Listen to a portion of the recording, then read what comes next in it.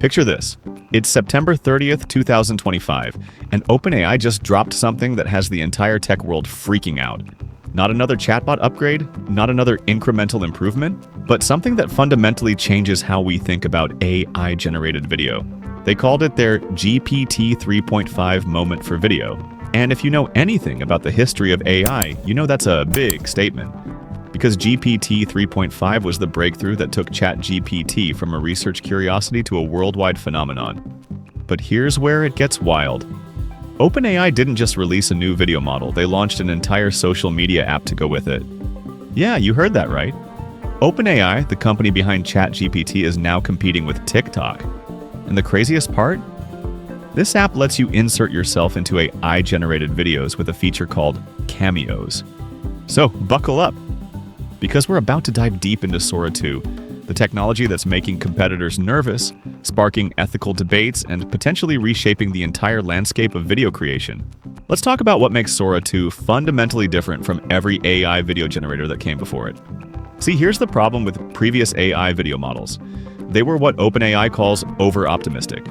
And that's a polite way of saying they cheated reality to make the prompt work. If you asked for a basketball player making a shot, and the AI decided the player would miss, the ball would just teleport into the hoop anyway. Or it would morph through the backboard like some kind of ghost basketball. It was visually impressive, sure, but it was also deeply wrong. Because that's not how the real world works. Sora 2 changed the game by doing something revolutionary. It actually respects the laws of physics. If a basketball player misses a shot in Sora 2, the ball bounces off the backboard or rim exactly like it would in real life. If someone does a backflip on a paddleboard, the board sinks with realistic buoyancy dynamics. If a skater wobbles on landings, they wobble naturally, not in some uncanny valley way. OpenAI demonstrated this with Olympic gymnastics routines, triple axels, and complex beach volleyball games, all with physics that actually make sense. The model understands mass, momentum, collisions, rigidity, basically all the stuff that makes the physical world behave the way it does. And here's why this matters beyond just making prettier videos. This is a step toward what researchers call world simulation, the ability for AI to understand and model how reality actually works. That has implications far beyond entertainment. We're talking robotic training, scientific simulation, and eventually AI systems that truly understand the physical world they're operating in. Now, let's address the elephant in the room. Or should I say, the sound of the elephant in the room. The original Sora had one massive weakness, so it was completely silent. You'd get these gorgeous, visually stunning videos, with no sound whatsoever. And that gave competitors like Runway and Kling a huge opening to establish themselves in the market. Sora 2 fixed this in spectacular fashion. For the first time, OpenAI's video model generates synchronized audio alongside the visuals. We're not talking about generic background music slapped on top. We're talking about sophisticated, contextually aware sound design. The system generates 3 types of audio simultaneously.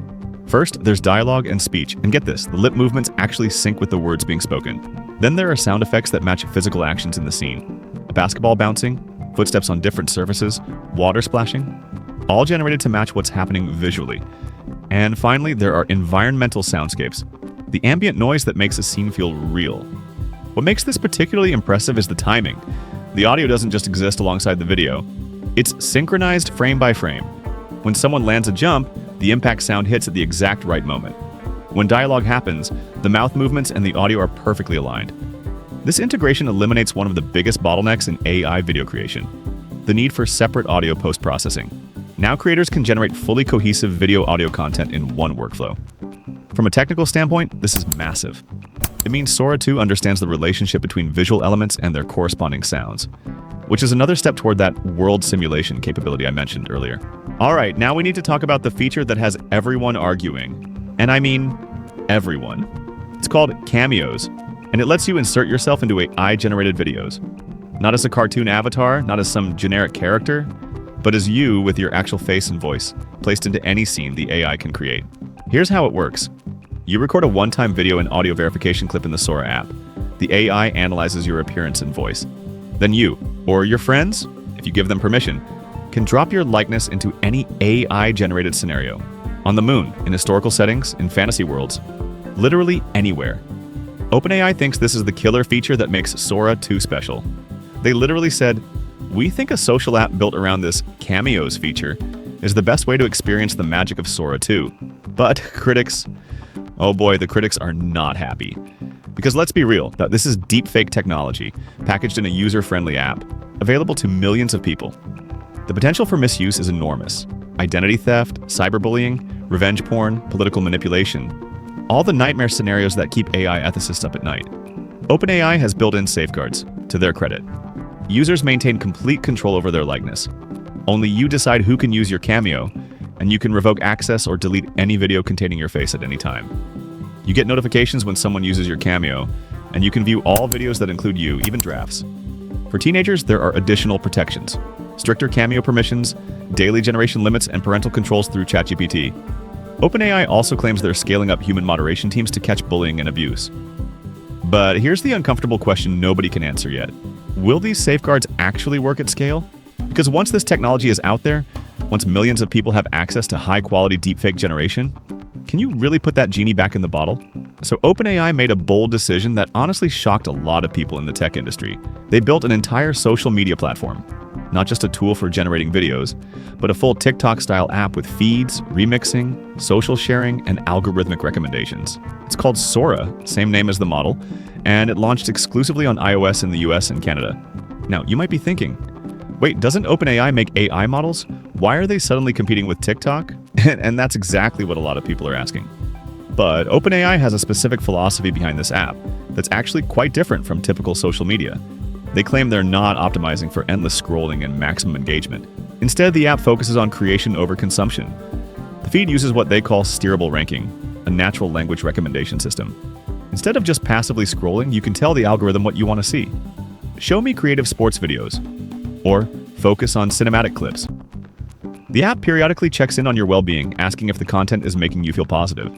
The app prioritizes content from friends and inspiring creators rather than pure algorithmic engagement. And here's the kicker. OpenAI says their only monetization plan right now is to let users pay for extra video generation during high-demand periods. No ads, no data harvesting, no engagement manipulation. Of course, the cynics among us, and honestly I include myself here, are wondering how long that philosophy will last. Because every social media platform starts with good intentions. But when you're burning through compute resources generating AI videos for millions of users, the pressure to monetize in traditional ways becomes intense.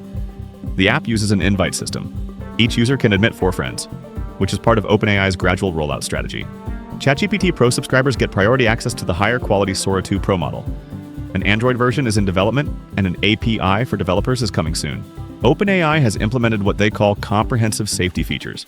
Every single video generated by Sora includes a visible watermark and invisible C2PA metadata that identifies it as AI generated. The system has automated guardrails that block prompts involving terrorism, self-harm, nudity, and political manipulation. You can't generate photorealistic videos of public figures without consent. That's explicitly banned. Interestingly, there's an exception for dead celebrities, which has already sparked its own controversy. OpenAI says they worked with external testers and AI safety experts during development. But here's the uncomfortable truth. Every piece of technology that can be misused will be misused by someone, no matter how good your safeguards are. We've already seen this pattern with previous AI tools. Image generators promised they'd prevent harmful content. Then people found workarounds. Voice cloning tools promised consent controls. Then they were used for scams. Chatbots promised safety filters. Then people jailbroke them. The fundamental challenge with Sora 2 is that it's so good at what it does. The videos are photorealistic, the physics are convincing, the audio is synchronized. That makes it incredibly powerful for legitimate creators, but it also makes it incredibly powerful for bad actors. Some experts are particularly concerned about the timing. This is launching during an election cycle at a time when public trust in media is already at historic lows. High-quality AI-generated videos could be used to spread misinformation, manipulate public opinion, or damage reputations. OpenAI's response is that they're being responsible with the rollout. Gradual access, human moderation teams, consent controls, usage limits. They argue that it's better to release this technology in a controlled way, with safety measures built in, than to wait for less scrupulous actors to develop similar capabilities without any guardrails. And honestly, that's probably the right approach. Because the technology exists now, the research is published. Other companies, some with far fewer scruples than OpenAI, will develop similar capabilities. The question isn't whether this technology will be available. The question is whether it'll be available with safety measures or without them. But that doesn't mean we shouldn't be vigilant about the risks. Because once deepfake technology becomes this accessible, this high quality, and this easy to use, we're entering genuinely uncharted territory. So here's where we are right now, in October 2025. OpenAI has launched what they're calling their GPT-3.5 moment for video. And that comparison might actually be accurate. Sora 2 represents a genuine leap forward in AI video generation, physics simulation that actually works, synchronized audio that sounds real, multi-shot consistency that enables actual storytelling, and yes, the controversial Cameo feature that lets anyone become the star of their own AI-generated content. This is competing directly with Runway, Luma, Kling, Google's Veo, and Meta's Movie Gen. And honestly, the race is tight. Each company is bringing different strengths to the table, but Sora 2's combination of physics accuracy, audio integration, and social features gives OpenAI a unique position. The social app aspect is fascinating because it's such an unexpected move from OpenAI. They're not just building tools for professionals anymore. They're going directly to consumers with a platform designed for creative expression and social sharing. But we can't ignore the ethical dimensions here. Deepfake technology is now in the hands of millions of regular users. The safeguards are there. But will they be enough? That's a question we won't be able to answer for months or maybe years. What we're watching unfold is the next chapter in the AI revolution. Video generation is moving from research labs to everyday creators. The barriers to producing high-quality multimedia content are collapsing, and that's simultaneously exciting and terrifying. The future of video creation, and maybe the future of how we communicate online, is being written right now, and Sora 2 is one of the most significant chapters in that story. What do you think about Sora 2? Is this an incredible tool for creativity, or are we opening Pandora's box with deepfake technology? Drop your thoughts in the comments below. I'm genuinely curious to hear different perspectives on this. If you found this deep dive valuable, smash that like button and subscribe for more in-depth coverage of AI and technology.